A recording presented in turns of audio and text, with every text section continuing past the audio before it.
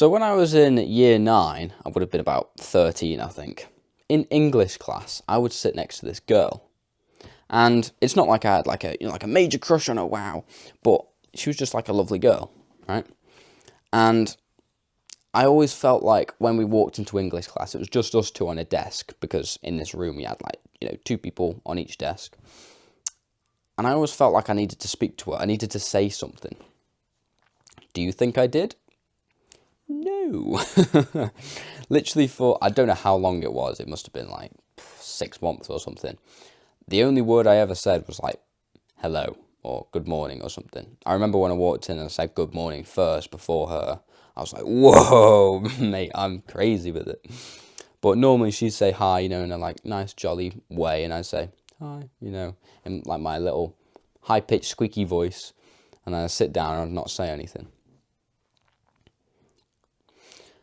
And now, this sounds so like cringe, like, and now look at me now.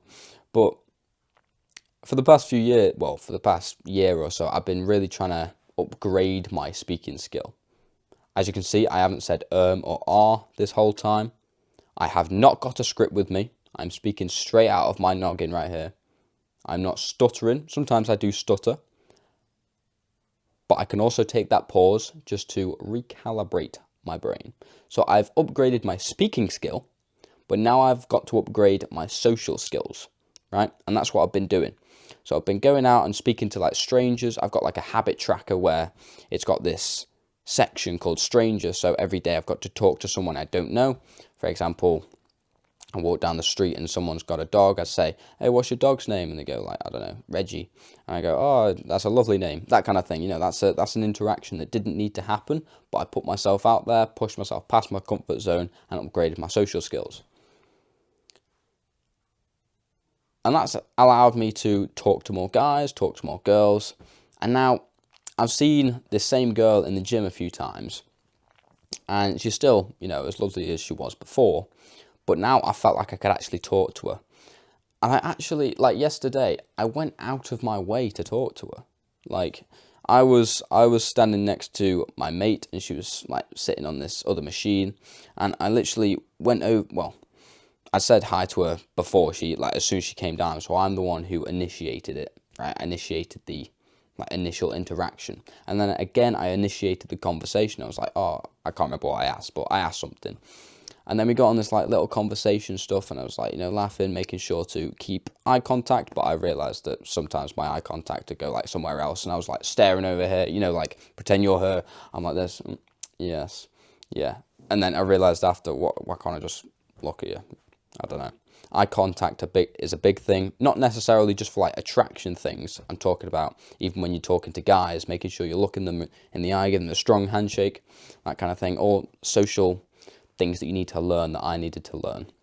Because you can imagine me back when I was like 13. No chance of me making eye contact with anyone. Like even my mates, I'd just like look down like this and I go, yeah. Like that, I'd never like look you in the eye. So I was trying to practice all these different things. Obviously I wasn't like autistically thinking this at the time, but subconsciously I was trying to do it, if that makes sense. And it worked. And then we just had like a lovely conversation. I said goodbye. Bosh. And I just thought the difference between the two versions of me, the one from year 9 or I can't remember what year it was when I was 13, and me now, is crazy. Because if you just level up your social skills, you don't know how ridiculous amounts of like improvement you can have. Because I was just always shy. I was always the shy kid. I was known as the shy kid. And sure, this is what a lot of bodybuilders get wrong, like people who go to the gym, I'm calling them bodybuilders. Like I built up like a ton of muscle over a few years and I was like, whoa, I'm looking sick. I've got like big biceps, I've got a big chest. Wow, all the girls are going to love me. Didn't talk to a single girl. So it's like rough. You can upgrade a lot of different things to upgrade your attraction. But you also need to upgrade actually speaking to someone. It's like a video game. You need to upgrade in every area. If you've upgraded in strength, then you need to upgrade in defense as well. You need to upgrade in everything, right? And that's what a lot of people don't have. They're very good in one area, but then they're not very good in another area. And in fitness right now, I'm trying to upgrade everything. So I've upgraded my strength, my physique. I've got that to a point which I'm quite happy with. Obviously, I'm not going to stop, but I'm going to keep progressing. But I'm just not focused on it, if that makes sense. And instead, I want to focus now on cardiovascular health, because I haven't been able to run very well all my life, just because I've never trained it, right? So I want to get really good at cardio, making sure I can move my body, as well as having a body that looks good. So I've got that side of health. Also upgrading my nutrition. So I've just started the ketogenic diet, which basically means I don't consume carbohydrates. I just consume fats and proteins. And that is infinitely more healthy. I won't get into it today because it'll make it feel like politics when you watch this video. So I'm not going to get into it today, but essentially, no, I'm not going to get into it. I'm not getting into it. You can do your own research if you want. Stop talking about it. Let me just take a sip of water so I don't start talking about it, because it gets me rattled up whenever I talk about it.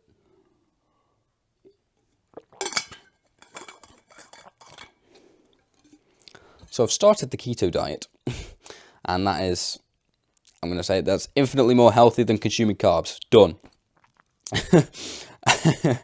And so I'm upgrading my diet as well. I'm upgrading everything. I also need to, what was I going to say then? I'm going to leave this in just to keep my speaking skills up. I'm going to keep this in.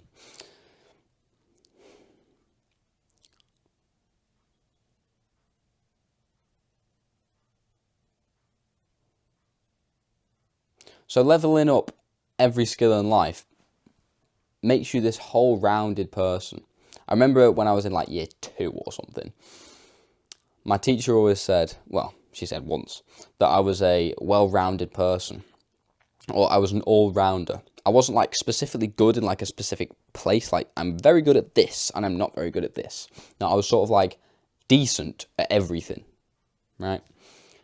And funnily enough, a few weeks ago, my college tutor literally said the exact same thing. He said, I don't mean to be rude or anything, but you're not amazing in anything. That sounds horrible. He didn't phrase it like that. He said, you're not amazing in one particular thing. You're good at everything. And I think personally, that's a good way to live.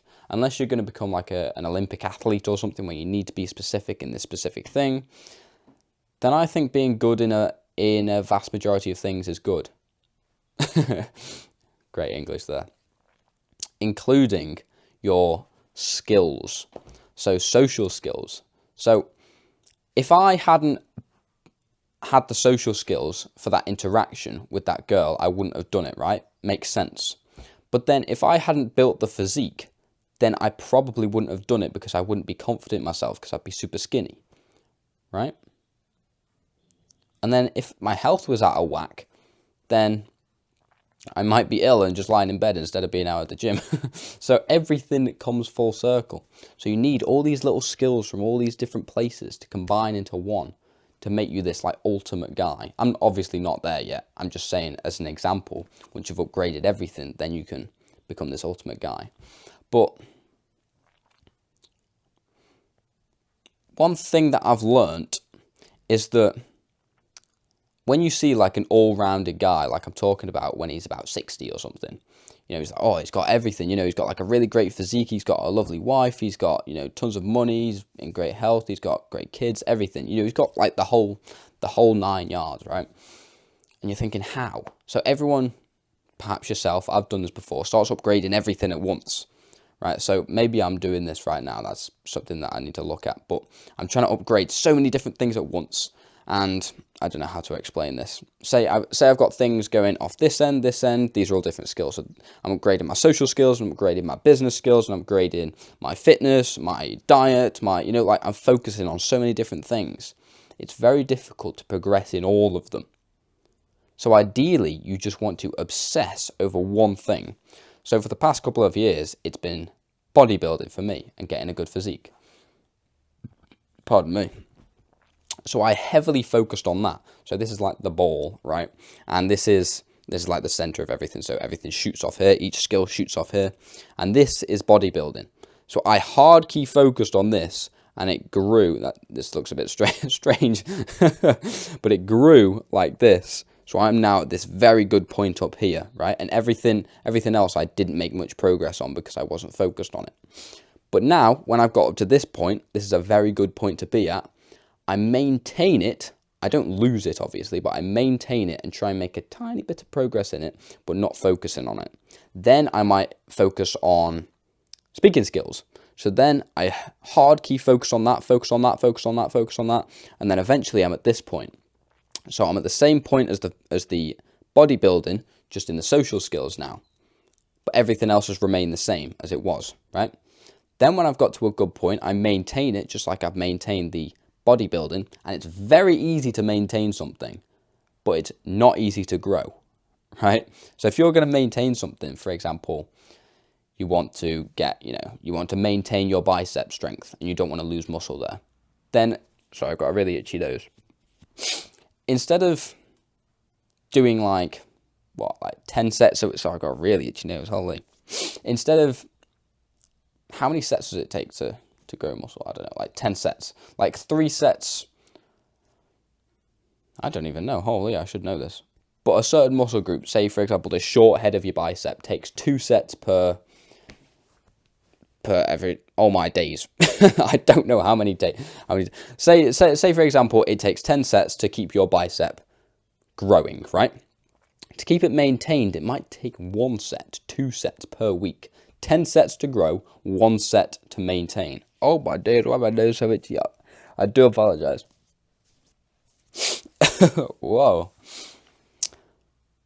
So maintaining something is very easy. So maintaining these 2 things right here, like these 2 things, is very, very easy. And then once I've got to this point where I can maintain these 2 things, then I can focus on something else. So this could be business. So I'll grow the business to a point that I'm happy with, and then I maintain that as well.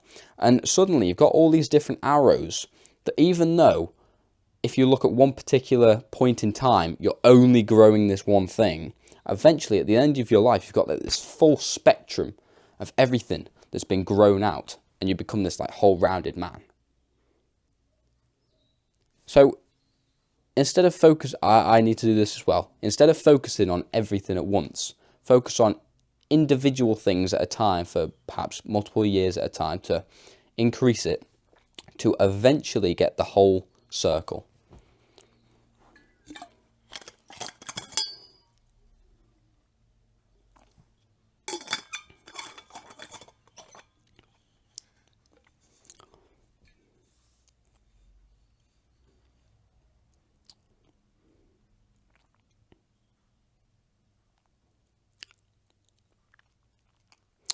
I wanted to link that back to the story at the beginning where I was talking about me and that girl, but I think I've explained it. I don't think there's anything else I have to say.